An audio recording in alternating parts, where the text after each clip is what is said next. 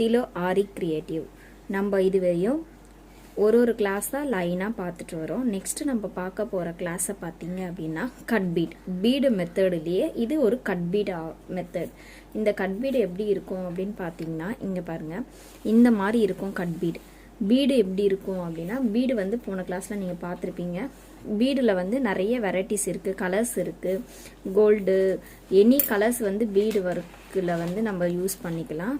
அதே மாதிரி தான் பீடு வந்து இந்த மாதிரி இருக்கும், கட் பீடு வந்து இந்த மாதிரி இருக்கும். இந்த கட் பீடும் நிறைய கலர்ஸ் இருக்குது, பீடுமே நிறைய கலர்ஸில் இருக்குது. நீங்கள் உங்களுக்கு என்ன இது வேணுமோ அந்த மாதிரி எடுத்து நீங்கள் ட்ரை பண்ணி பாருங்கள். நம்ம பீடு எப்படி வந்து நம்ம ஒவ்வொரு பீடாக நம்ம வந்து கோத்தோமோ அதே மாதிரி தான் கட் பீடுமே.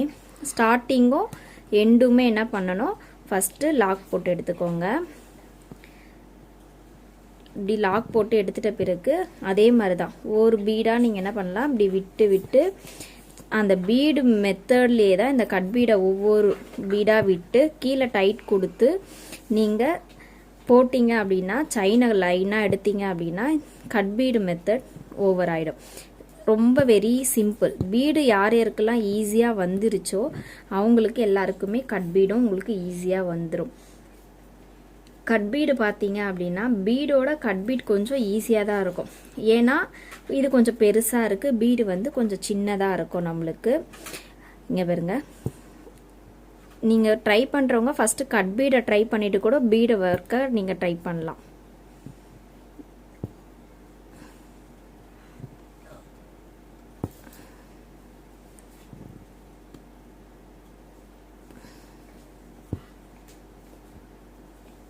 பாருங்க, அவ்வளோதான். இதே மாதிரி பீடை ஒவ்வொன்றா நீங்கள் கோத்து கோத்து பார்த்தீங்க அப்படின்னா உங்களுக்கு கட் பீடுமே ஈஸியாக வந்துடும். உங்களுக்கு ரொம்ப ஈஸியான கிளாஸ் இது. ரொம்ப சீக்கிரமாகவும் நீங்கள் பிக்கப் பண்ணிடுவீங்க இந்த கிளாஸை, கட் பீடை மட்டும்.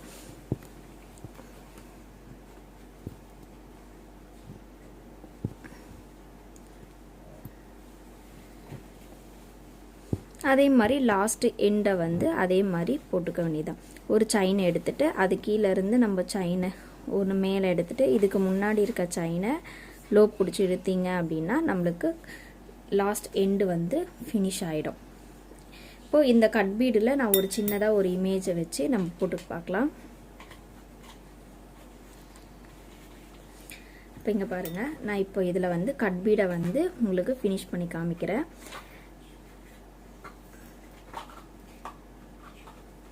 இங்கே பாருங்க,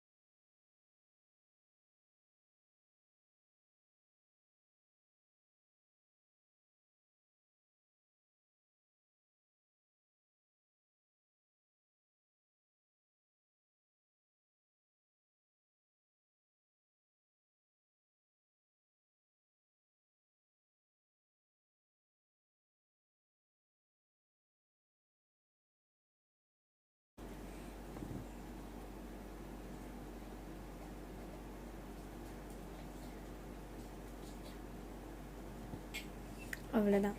இந்த மாதிரி கட் பீடை நீங்கள் இமேஜ்லேயோ எல்லாத்துலேயும் போட்டு பார்த்தீங்க அப்படின்னா உங்களுக்குமே அழகாக வரும், ஈஸியாகவும் இருக்கும், நீங்கள் ஈஸியாகவும் பிக்கப் பண்ணிடலாம்.